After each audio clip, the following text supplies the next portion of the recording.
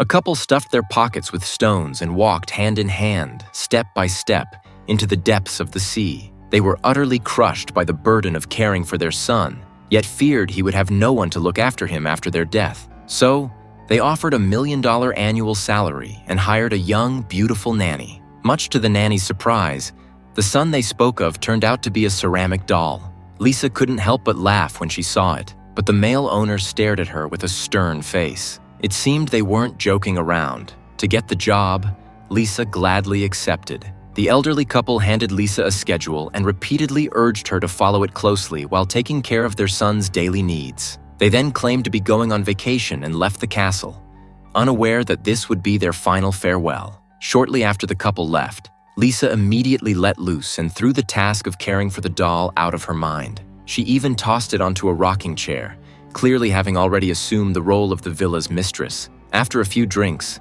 Lisa gradually fell asleep, only to be suddenly awakened by a nightmare. Lisa had a bad feeling, so she went to check on the doll and discovered tears streaming down its face. Lisa thought it was just water dripping from the roof and didn't give it much thought. However, what followed were even more bizarre events. When she changed clothes, Lisa always felt as if the doll was staring at her. While taking a shower, her clothes and jewelry would mysteriously disappear on their own. Her hair also seemed to have been cut by someone, inexplicably missing a large chunk. From time to time, a figure would flash across the mirror. Lisa looked outside in panic, only to find someone standing at the door. But when she opened the door, there was only a pair of her own shoes.